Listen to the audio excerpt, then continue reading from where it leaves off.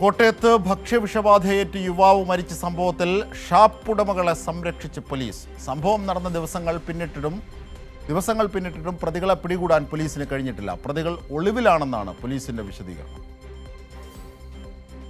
ഇക്കഴിഞ്ഞ 22-നാണ് കുമരകം 900 ഷാപ്പിൽ നിന്നും മീൻ തലക്കറി കഴിച്ചവർക്ക് ഭക്ഷ്യവിഷബാധ ഉണ്ടായത്. ഭക്ഷ്യവിഷബാധയെ തുടർന്ന് കുമരകം സ്വദേശി ജ്യോതിഷ് മരിച്ചിരുന്നു. സംഭവത്തെ തുടർന്ന് കള്ളുഷാപ്പ് ലൈസൻസികളായ ലേഖ, ജോസഫ്, മാനേജർ ആകാശ് ബാബു, ജീവനക്കാരൻ ബ്ലസൻ എന്നിവർക്കെതിരെ വെസ്റ്റ് പോലീസ് കേസെടുത്തു.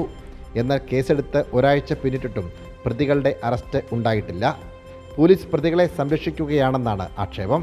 പ്രതികൾ മുൻകൂർ ജാമ്യം തേടി കോടതിയെ സമീപിച്ചതായും സൂചനയുണ്ട്. മരിച്ച ജ്യോതിഷിൻ്റെ ആന്തരികാവയവങ്ങളുടെ പരിശോധനാ ഫലം അടുത്തയാഴ്ച ലഭിക്കും. കൂടാതെ ഷാപ്പിൽ നിന്നും ശേഖരിച്ച ഭക്ഷ്യസാധനങ്ങളുടെ പരിശോധനാ ഫലവും ലഭിക്കാനുണ്ട്. അതുവരെ പ്രതികളെ അറസ്റ്റ് ചെയ്യാതെ പോലീസ് ഒളിച്ചു കളിക്കുകയാണെന്നാണ് ആരോപണം ഉയരുന്നത്. സംഭവത്തെ തുടർന്ന് ഷാപ്പിൻ്റെ ലൈസൻസ് എക്സൈസ് നേരത്തെ റദ്ദാക്കിയിരുന്നു. സനോജ് സുരേന്ദ്രൻ, കൈരളി ന്യൂസ്, കോട്ടയം.